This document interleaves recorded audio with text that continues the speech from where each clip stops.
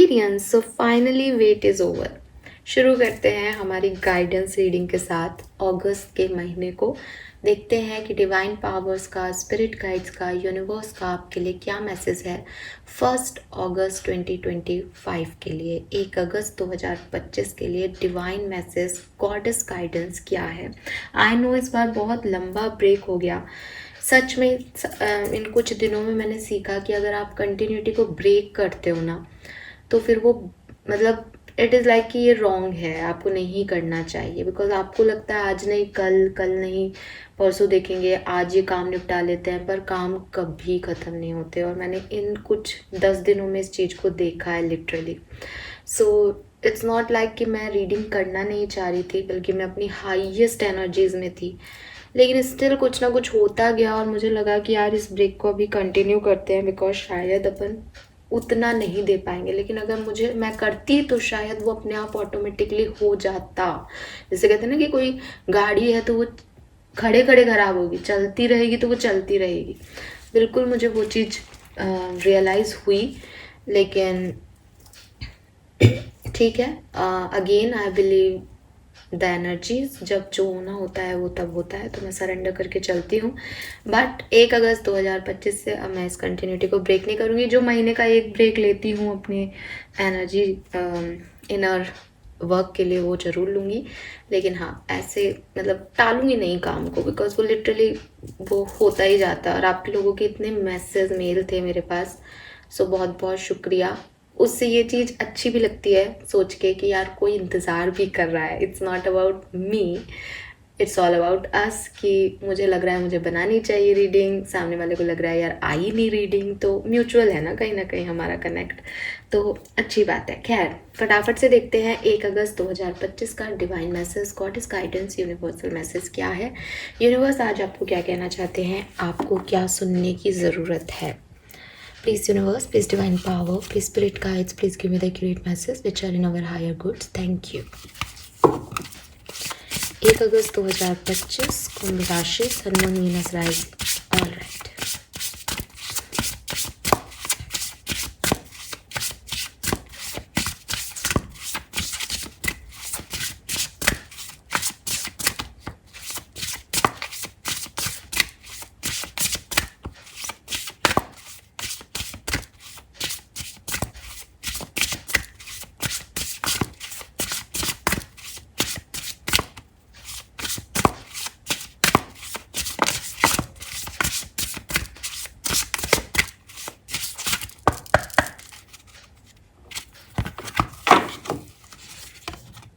wow, we have number 39, raindrops, take a chance on them.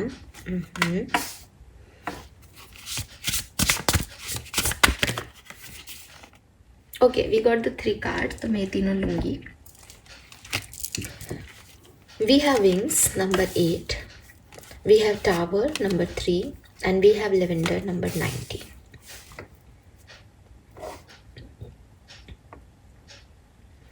We have double 3 here, 39 and 3.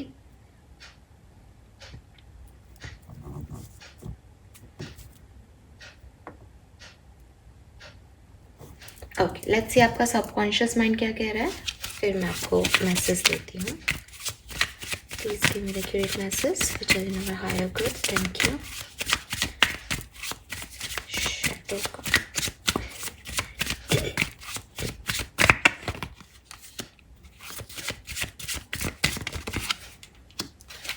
Yes, all right Aquarius. So Aquarius, यहाँ पे जो colour of the day मुझे आपके लिए दिखाई देता है दैट इज़ ब्लू। ब्लू का कोई भी शेड आप आज के दिन यूज़ करें, आपके लिए अच्छा रहेगा, ठीक है। एंड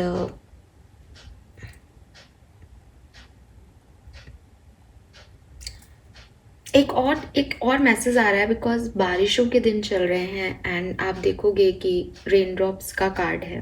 कहीं ना कहीं if you are not feeling well, अगर आपको ऐसा लग रहा है कि मेरी तबीयत ठीक नहीं ले रहती, मेरे पेन हो रहा है बॉडी के अंदर, या मेरी स्किन बहुत ख़राब हो रही है, या मेरा दिमाग बहुत ख़राब हो रहा है, या मुझे अच्छा नहीं लग रहा है, कुछ देर बारिश के पानी को आप देखें और अगर आपकी कोई फिज़िकल हेल्थ इश्यूज़ नहीं है तो आप बारिश के पानी में भीग जाएं, ठीक है। या आप ऐसे भी कर सकते हैं कि थोड़ा सा पानी आप किसी बाउल में निकाल लें और उस पानी को बाद में फिर आप अपने नहाने के पानी में मिक्स करके उससे नहा लें, या उससे मुंह धो लें, चेहरा धो लें, उससे पैर धो लें अपने। बिकॉज मैं कई बार कहती हूँ कि पैरों से, हाथों से हम एनर्जी एक्सचेंज ज़्यादा हो जाता है हमारा, तो वहाँ से एनर्जी जो है वो अंदर जाती है। तो किसी भी तरीके से रेन वाटर को आप अपनी हीलिंग में यूटिलाइज करें, ठीक है। आई नो आपकी मम्मियाँ या आपके घर वाले कहते होंगे कि बारिश में मत भीगो, बीमार पड़ जाओगे, बट मैं अपने पर्सनल एक्सपीरियंस से ये कह रही हूँ, कुछ लोग होते हैं बहुत सेंसिटिव होते हैं बारिश में भीगते ही, क्योंकि ठंडा पानी है, ठंड लगती है भीगने से, तो उसके कॉन्सिक्वेंसेस उन्हें आ जाते हैं। एंड इसीलिए मैंने पहले ही कह दिया कि आप अगर फिज़िकली आपकी हेल्थ अच्छी नहीं है, लेकिन आपकी हीलिंग ज़रूर करेगा रेन वाटर। इसलिए अगर आपकी फ़िज़िकली हेल्थ अच्छी नहीं है तो आप उसको सिर्फ 1-2 बूंद ले लिया आपने, ठीक है। लेकिन अगर आप अच्छे हो, हेल्दी हो फिज़िकली, आपको कोई ऐसे प्रॉब्लम नहीं है, बस आपको अच्छा नहीं लगता, तो आप इसको एक रेमेडी के तौर पे करो, आपको लिटरली अच्छा लगेगा। उस दिन जिस दिन आप भीगोगे उस दिन आपको इतनी गहरी नींद आएगी कि अगेन कहते हैं ना कि नींद क्या है आपका, जब आप अपने सबकॉन्शियस लेवल को एक्टिवेट कर दो और कॉन्शियसली बिल्कुल बिल्कुल चले जाओ यहाँ इस दुनिया से, इस डायमेंशन से। वो बहुत ज़रूरी है इतना डीपर नींद लेना। आजकल हम कोई भी नहीं लेता, हमें पता होता है कि क्या चल रहा है आसपास। ऐसी नींद का कोई मतलब नहीं है। साउंड स्लीप जो नींद होती है वो बहुत ज़रूरी है। तो ये आपके लिए बहुत ज़रूरी, मुझे यहाँ पे एक मैसेज आ रहा है, सबके लिए है भी नहीं, लेकिन जिसको सुनना है उसके लिए मैंने ये बात बोल दी है। बिकॉज यहाँ फेरीज भी हैं इस कार्ड में, तो कहीं ना कहीं जैसे कहते हैं ना कि अगर तुम अपना ऑरा फील्ड खो रहे हो, अगर तुम थक रहे हो, जो भी तुम्हारी प्रॉब्लम्स हैं, ये रेन वाटर आपको हील कर देगा। अगर मैं नंबर्स की बात करूँ, ये एक एक्स्ट्रा मैसेज मुझे मिल रहा था तो मैंने दे दिया आपको। अगर मैं नंबर्स की बात करती हूँ आज के दिन, तो नंबर 2 की एनर्जी बहुत है, मून एनर्जी है यहाँ पे। और वो मून एनर्जी मुझे कह रहा है कि मूड स्विंग्स आना, अच्छा नहीं लगना, या बहुत ओवर एक्साइटमेंट, दोनों ही चीज़ें ख़राब है। तो मून की एनर्जी जो है वो यहाँ पे बहुत आ रही है नंबर 2 से। Number 7 again Neptune, Ketu moon से ही रूल्ड होता है।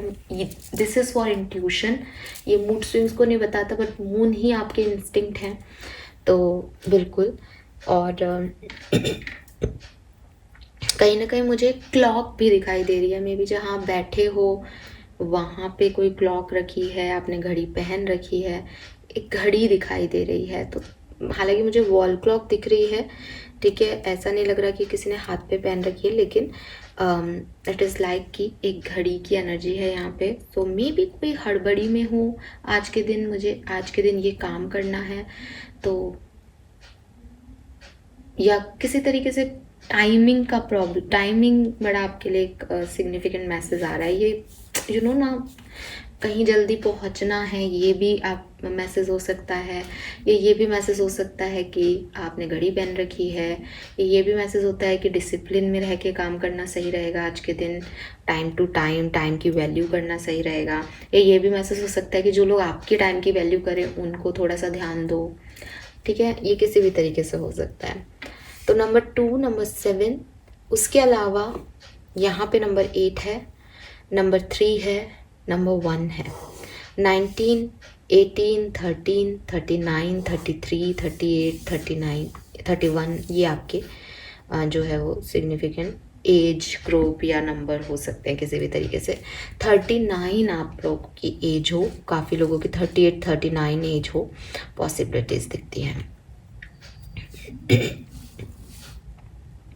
ओके एक्वेरियस, मैसेज क्या है एक्वेरियस?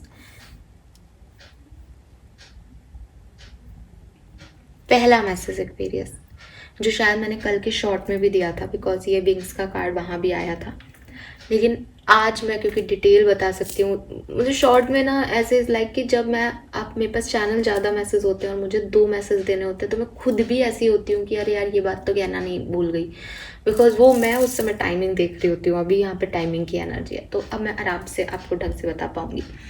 सो ये कार्ड जो है वो मुझे कह रहा है कि सबसे पहले तो आप में से काफ़ी लोग बहुत क्रिएटिव हैं, ठीक है। बहुत क्रिएटिव हैं, बहुत इमोशनल हैं, बहुत सेंसिटिव हैं। आपको छोटी छोटी बातें बुरी लग जाती हैं और आपने ज़िंदगी में हमेशा यही माना है कि या मैं तो हर बात में रो देता हूँ, या मुझे तो हर किसी से प्रॉब्लम हो जाती है, ये मेरी वीकनेस है। आपने अपनी सेंसिटिविटी को हमेशा अपनी वीकनेस माना है, ठीक है। किसी भी लाइफ के सिचुएशन में जब आपको कोई परेशानी मिली, आपने खुद दूसरे के साथ क्या किया वो एक सेकेंडरी चीज़ है, बट आपने खुद को भी कहीं ना कहीं दोषी ठहराया होगा, मेरी गलती है, मैंने ही ऐसे कर दिया, है ना। आप खुद को भी एक पनिश करते हो अपनी गलतियों में, चाहे गलती आपकी हो या चाहे नहीं, बट आप खुद को भी माफ़ नहीं करते। कुछ लोग होते हैं जो हम कहते हैं अरे यार ये दूसरे को जज करता रहता है बैठ के, इसको खुद का नहीं दिखता। आप जो मुझे सुन रहे हो उसमें से काफ़ी लोग ऐसे हैं जो दूसरे को जज करते हैं, दैट इज़ ह्यूमन नेचर, है ना। वो मैं मना नहीं कर रही, या वो है या नहीं उसकी बात नहीं कर रही, लेकिन आप खुद को भी साथ के साथ जज कर लेते हो और आप खुद के लिए क्रिटिकल हो एक्वेरियस। आप खुद को सेंसिटिवली डील नहीं करते, आप खुद को पनिश करते हो। आप खुद को कहते हो कि हाँ तूने ऐसा किया ना, अब तेरे साथ यही होगा, भुगत। क्यों तूने उससे बात की, क्यों तूने ये जॉब ली, अब भुगत। तो ये आप खुद को ही इतने सेंसिटिव हो जाते हैं ना कई बार कि हम खुद को ही ब्लेम करने लगते हैं, खुद के लिए नेगेटिव बोलने लगते हैं। तो ये आपका प्रॉब्लम है। लेकिन इसके साथ साथ आपका प्रॉब्लम ये है कि जैसे कहते हैं ना कि एक व्यक्ति जो बहुत तकलीफ़ में है, जिसका ब्रेकअप हुआ है, वो जब गाना गाता है तो उसकी आवाज़ में दर्द आता है, यानी वो चीज़ आपको भुगतनी बड़ी ज़रूरी है, जो आपको आपके टैलेंट को और निखार दे। आपके अंदर भी कोई टैलेंट है, और ये जो आपकी सेंसिटिविटी है ये आपकी वीकनेस नहीं है, ये सेंसिटिविटी आपकी उस टैलेंट को निखार रही है, ठीक है। आप अगर लिखते हो, पोम लिखते हो, या आप सॉरी मैं अब 90s वाली हूँ तो मेरे से पोएम निकलता है, सो पोम लिखते हैं, या आप जो है वो ऐसे लिखते हैं, आप कहानियाँ लिखते हैं, आप बुक लिख रहे हैं कोई, तो जो कुछ भी आपने देखा है अपनी लाइफ में वो आप जो है वो यहाँ पे इम्प्लीमेंट कर सकते हैं। एक नॉर्मल ऑथर है, वो कुछ लिख रहा है, लेकिन आप इस सेंसिटिविटी की वजह से अपने किरदारों के इमोशंस को अच्छे से लिख सकते हैं। एक नॉर्मल शायर जो है वो ऐसे ही ऑब्जर्व करके कुछ लिख रहा है, लेकिन आपने जिया है उस पल को, तो आप कोई शायरी में दर्द दे सकते हैं या शायरी में अपने फीलिंग्स को रख सकते हैं। तो आपके अंदर वो टैलेंट है, ठीक है। ये मैंने कुछ एक आध बातें की, एग्जांपल दिए, लेकिन अगर आपके अंदर कोई भी क्रिएटिव टैलेंट है, ठीक है, अगर आप ब्यूटिशियन भी हैं तो भी अगेन कि आप एक्सप्रेशन समझते हैं, आप जानते हैं कि खूबसूरत चेहरा उसकी स्माइल से लगता है, तो ना केवल आप उसको मेकअप से बल्कि उसको अपनी बातों से भी हील कर सकते हैं। उस सामने वाले को ये भी कह सकते हैं कि आप ऐसे रहो, ऐसे करो, आँखों को ऐसे करो ना, तो वो आपके खूबसूरती में चार चांद आपकी सेंसिटिविटी लगा देगी उसकी। मेकअप सबके पास है, लेकिन किस तरीके से उसको लगाना है, किस तरीके से अपनी क्रिएटिविटी को एक्सप्रेस करना है दूसरे के फेस पे, ये चीज़ आपके अंदर आ गई है। और ये चीज़ आपके अंदर क्यों आई है Aquarius, because you are sensitive. तो पहला मैसेज तो आपके लिए सिर्फ इतना सा है कि अपनी सेंसिटिविटी को अपनी वीकनेस मत मानो, जो आप मान रहे हो इन दिनों, ठीक है। दूसरी चीज़, जब हम बहुत ज़्यादा सेंसिटिव होते हैं तो हम बहुत डरे हुए होते हैं, ठीक है। अब अगेन सेंसिटिविटी का डर से कोई लेना देना नहीं है, लेकिन जिस तरीके की यहाँ एनर्जी है वो ऐसी एनर्जी है कि मेरे को पहले भी तकलीफ़ मिली। ये जैसे होता है ना कि आपके पास एक बच्चा है, वो इंजेक्शन लगा उसको वो चीज़ याद रही कि सुई आती है, इंजेक्शन लगता है, दर्द होता है। अब वो दोबारा गिरा, वो अपनी मम्मी को कह रहा है नहीं मुझे नहीं लगवाना है इंजेक्शन। क्यों कह रहा है? सेंसिटिव तो है ही वो, प्लस वो डर भी गया है उस चीज़ से, है ना। उसको ये चीज़ दिमाग में आ गई कि यार इससे पेन होगा, पेन की चीज़ को क्यों सहना। ऐसे ही आपके साथ हो रहा है, आप सेंसिटिव तो हो भी, ठीक है, लेकिन आपको डर भी लगता है। अब आप उस चीज़ को दोबारा नहीं एक्सपीरियंस करना चाहते, इसलिए आप अपने खुपचे में बैठते हो, अपने कंफर्ट में बैठते हो। आप नहीं चाहते कि कोई भी आकर के आपको वहाँ पे डिस्टर्ब करे, और जहाँ आप डिस्टर्ब होते भी हो ना, वहाँ पे भी आप रो लेते हो, आप परेशान हो लेते हो, आप खुद को क्रिटिसाइज़ कर लेते हो, लेकिन कोशिश नहीं करते वहाँ से बाहर निकलने की, बिकॉज आप डरे हुए हो। बट यूनिवर्स चाहता है कि आप इस डर को छोड़ो, आप अपनी सेंसिटिविटी को अपनी वीकनेस ना मानो। आप मानो कि सेंसिटिविटी ने, जब एक बार दर्द हो गया तो उसी जगह दोबारा कितनी बार दर्द होगा, कम होगा, तीसरी बार और कम होगा, चौथी बार और कम होगा। तो आपको इस तरीके से सोचना होगा इस चीज़ पे कि अगर ये चीज़ मुझे तकलीफ़ दी है तो अब तो मैंने तो इतनी तकलीफ़ सह लिया, मुझे क्या ही तकलीफ़ होगी। जैसे कहते हैं कि अब मैंने सब कुछ खो दिया, मुझे क्या ही मेरे से खोएगा। तो वही चीज़ आपको अब अपने आप को समझानी चाहिए। जबकि आप क्या कर रहे हो सकते हो कि मुझे तो इतनी तकलीफ़ मिली है, आपका मे बी आपका, क्योंकि ये सबकॉन्शियस माइंड की एनर्जी है, हील थ्रू आर्ट। तो मे बी आपका जो कॉन्शियस माइंड है, आप मुझसे एग्री कर रहे होंगे कि हाँ हमें पता है ये चीज़ कि हम सेंसिटिव हैं, है ना। लेकिन सबकॉन्शियसली आप उस डर को भी लेके बैठे हो, ये आप में से काफ़ी लोगों को नहीं पता। तो सेंसिटिविटी की वजह से आप नहीं रुके हुए हो, आप अपने डर की वजह से रुके हुए हो। बिकॉज जो व्यक्ति सेंसिटिव है, जिसको दर्द हो गया, वो समझ गया कि यार ये दर्द है इसमें, पर अब कितना ही दर्द होगा। एक बॉडी की एक कैपेसिटी तो होगी ना। पेन गेट थ्योरी, अगर मेडिकल स्टूडेंट्स हो तो फिर वही बात है कि एक समय के बाद एक जगह पे सेम स्टिमुलेशन और ट्रिगर दिया जाए तो वो स्टिमुलेशन और ट्रिगर फिर फील होना बंद हो जाते हैं। तो वही चीज़ आपके लिए है कि भाई एक ही इंटेंसिटी पे बार बार चोट आपको लगेगी तो आपके लिए वो दर्द नहीं रहेंगे। गर्ल्स के लिए एक और चीज़ बोल सकती हूँ, पहली बार थ्रेडिंग कराना, वैक्सिंग कराना पेनफुल होता है, बट जो कराते रहते हैं उनके लिए नहीं होता। तो लाइफ में जितने भी बैड एक्सपीरियंस है उनके साथ यही है कि अगर आपको ये लग रहा है कि यार मुझे वापस मिलेगा इसलिए मैं आगे नहीं बढ़ रहा, तो भाई आपने सेंसिटिव हो इसलिए आप उस डर को लेके बैठ गए हो। लेकिन जो दर्द है वो तो उसी लेवल का है, जब आपने पहले सह लिया तो आगे भी सह लोगे। तो खुद को बांधो मत, खुद को फ्री करो इस दर्द से, ठीक है। Hope you got my point.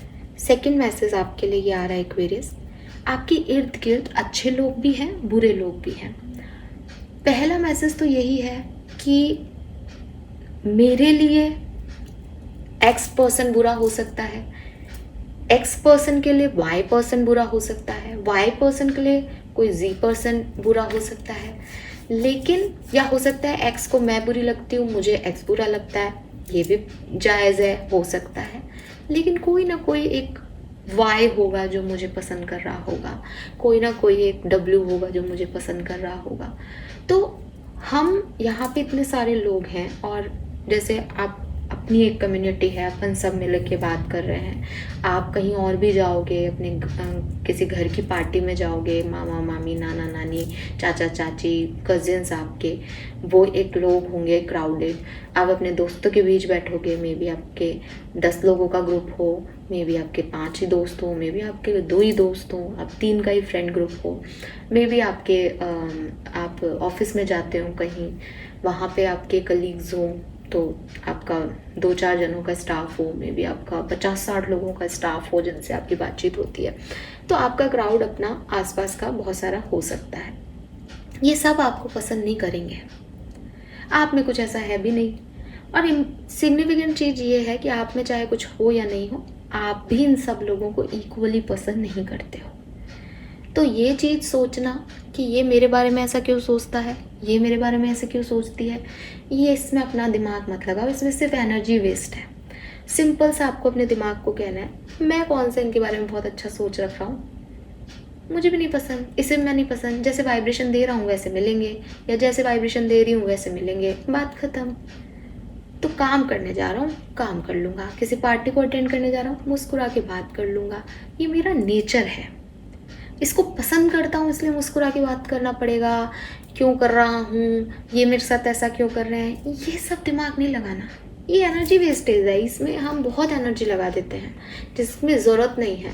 क्योंकि ये सिंपल सी चीज़ है कि भगवान कृष्ण को भी सब पसंद नहीं करते थे, ठीक है। शिशुपाल भी था उनकी सभा में, उनकी सभा में अर्जुन भी था, उनकी सभा में दुर्योधन भी था, सब थे उनकी सभा में। अब क्या करें, लेकिन कि कोई पसंद नहीं कर रहा। तो ये सोचना कि ये व्यक्ति मुझे पसंद नहीं करता और उसको एनर्जी देते रहना इस फालतू, ठीक है। तो क्या करना चाहिए एक्वेरियस, किनके साथ मुझे अच्छा लगता है, कौन व्यक्ति मुझे पसंद करता है। सबसे बड़ी बात, कौन व्यक्ति मुझे पसंद करता है, ये भी एक चैलेंज हो जाएगा कि हो सकता है कि आप 2 दिन सोचो कि ये व्यक्ति मुझे पसंद करता है, आपको बाद में उसका कोई और चेहरा दिखे। लेकिन ऐसे लोग जिनके साथ रह करके आपको अच्छा लगता है, जब आप उसको अच्छे वाइब्रेशन दोगे तो अपने आप वो भी आपके अच्छे वाइब्रेशन देगा। तो ऐसे लोगों का चुनाव करो एक्वेरियस। मैं हमेशा बोलती हूँ, और काफ़ी बार मैं ये इसलिए भी बोलती हूँ क्योंकि काफ़ी बार आपके लिए ये लेवेंडर का कार्ड आता है। ये कार्ड आप अगर देखोगे ना एक्वेरियस, तो मतलब लिटरली आपको अपने लिविंग रूम में बैठे हुए कोई पर्टिकुलर फेज़ याद आ जाएगा कि उस दिन राखी पे हम ऐसे साथ में बैठे थे भाई बहन, कितना मज़ा आया था, सब हंस खेल रहे थे, या अभी घर गए थे तब ऐसा हुआ था, या बचपन में हम कैसे जो है टीवी देखते थे साथ में बैठ के। कोई ना कोई मेमोरी आपकी इस कार्ड को देख के फ्लैश हो जाएगी। ये वही टाइम है जिसे आपने जिया, क्योंकि ये आपकी अच्छी मेमोरी बना। ऐसी मेमोरीज़ की आपको बहुत ज़रूरत है आज के टाइम में। रीज़न, आप बहुत थके हुए हो, आप बहुत थके हुए हो, आप बहुत डरे हुए हो, आप अपने कंफर्ट से बाहर ही नहीं निकल रहे, आपका दायरा ही नहीं है, आपके आसपास लोग ही नहीं हैं, तुरंत थक जाते हो। इसीलिए यूनिवर्स आपको सारे मैसेज ऐसे दे रहा है। मैंने अभी नोटिस किया कि रेन ड्रॉप्स को देखो, बारिश की बूंदों को देखो, बूंदें अलग अलग गिरती हैं लेकिन एक साथ जब वो ज़मीन पे आती है तो इसे ना कितना खूबसूरत लगता है। हम सब अलग हैं, लोग आपसे बहुत अलग हो सकते हैं, आप लोगों से बहुत अलग हो सकते हो, लेकिन सबको अपनी अपनी जर्नी जीनी है, सबको अपना अपना सोल पर्पस पूरा करना है। किसी को पता है तो वो देख के कर रहा है, किसी को नहीं पता तो वो कुछ भी कर रहा है। बट आप और मैं एक दूसरे को जज करने के लिए नहीं यहाँ आए हैं, हम अपने अपने कर्मों को सही करने के लिए आए हैं। लेकिन इसका ये मतलब नहीं है कि आप अपने कर्मों के लिए सेंसिटिव हो करके और ऐसे सोचो कि भाई मेरे से तो कोई गलती नहीं होनी चाहिए। आप भी गलती करोगे कभी कभी, बट जान के मत करो, अपने ऊपर फोकस करो, अपने आप को क्रिटिसाइज मत करो, ठीक है। आप अगर कोई गलती कर भी रहे हो उसको आप प्रायश्चित करके उसको सुधार लो, बजाय कि खुद को मैंने ये गलती कर दी थी अब मैं ये काम नहीं करूँगी। आप लाइफ में कभी भी किसी सिचुएशन में ऐसे नहीं होते हो। आपने ये एक गलती नहीं की जिसके बारे में आप लेके बैठे हो, आपने कई गलतियाँ की हैं लाइफ में, लेकिन आप हमेशा उनसे आगे बढ़े। तो अभी इस गलती के लिए क्यों आप अपने आप को इतना कोस रहे हो और इसमें बैठे हुए हो कंफर्ट में, क्यों डर रहे हो? होंगी 4 गलतियाँ और होंगी, उनका भी प्रायश्चित करना, उनका भी भुगतना। That is life Aquarius. एक जगह बैठे रहने का लाइफ नहीं होता। मुझे याद है कि एक बहुत खूबसूरत कोटेशन है कि शिप जो है वो बेसिकली समुद्र के किनारे पे सबसे ज़्यादा सेफ होती है, लेकिन शिप की जर्नी समुद्र के किनारे पे रहना नहीं है। तो ये बहुत बड़ी चीज़ है, और वही मैं आपसे कहूँगी कि आप सेफ हो सकते हो जहाँ आप आज बैठे हो, लेकिन ये आपका लाइफ पर्पस सॉल्व नहीं करेगा। आपको निकलना ही पड़ेगा, आपको अपने विंग्स पहनने ही पड़ेंगे। आप हो सकता है लुढ़क भी जाओ, आपको उठना भी पड़ेगा एक्वेरियस, आपको चलना भी पड़ेगा। इसीलिए इस पर्टिकुलर टाइम पे इम्पॉर्टेंट है सही लोगों का साथ आपके लिए। तो अगर आप ये देखोगे कि ये बुरा है, ये बुरा है, ये बुरा है, तो आप नेगेटिविटी को देख रहे हो और आप ड्रेन होते जाओगे। अगर आप ये देखोगे कि पूरी दुनिया कुछ भी कहे, ये एक दोस्त है मेरा, मैं इसके साथ बैठूंगी 1 घंटे, आप बैठो, आपके 1 घंटे जो भी टाइम मिले आप उसके साथ बैठो, आप चार्ज हो जाओगे, फिर आप अपना सारा काम करो। अनडाउटेडली काम करने में आपके पास 4 अलग अलग तरह के लोग आएंगे, अलग तरह की सिचुएशन, बट आप इतने चार्ज होंगे उस टाइम कि अगर कोई ड्रेन भी करना चाहेगा, चल जाओ तुम भी कर लो जो तुमको करना है, फिर अपने दोस्तों के पास चले जाओ। तो ऐसे 1 या 2 लोग, चाहे ये आपका परिवार हो, चाहे ये आपके दोस्त हों, चाहे ये कुलीग्स हों, कुछ भी, ऐसे लोगों को चूज़ कर लो और उनके साथ उठना बैठना शुरू कर दो। उनसे दिन में 10 मिनट की बात आपको चार्ज कर देगी, रेन ड्रॉप्स आपको चार्ज कर देंगी। रिलैक्सेशन, सिचुएशन को अनप्लग कर देना, दिमाग के थॉट प्रोसेस को थोड़ी सी देर रोक देना, ये मेडिटेशन भी हो सकता है, ये योगा भी हो सकता है, ये खुद को अपनी क्रिएटिव टास्क में बिजी कर लेना भी हो सकता है। लेकिन नहीं दिमाग लगाना कि क्यों, कैसे, किस लिए, कौन क्या कर रहा है, नहीं सोचना, वो उसका कर रहा है, करने दो यार उसको जो करना है, ठीक है।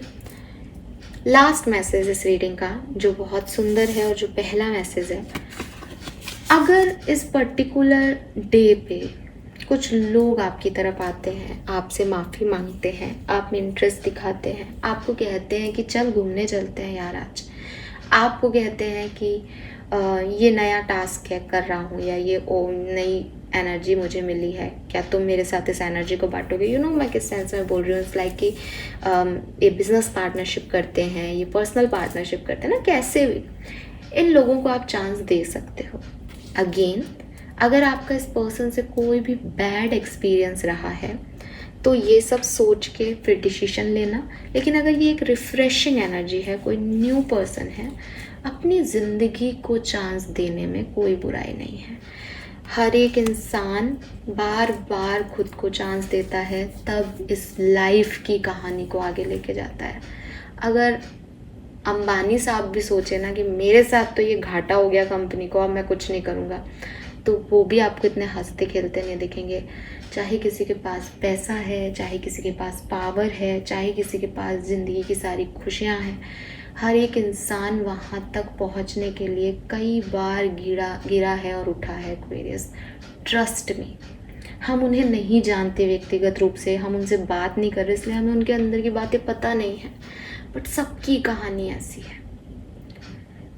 इम्पॉर्टेंट ये नहीं है कि आपको सिचुएशन क्या मिल रही है, इम्पॉर्टेंट ये है कि आप सिचुएशन को कैसे हैंडल कर रहे हो।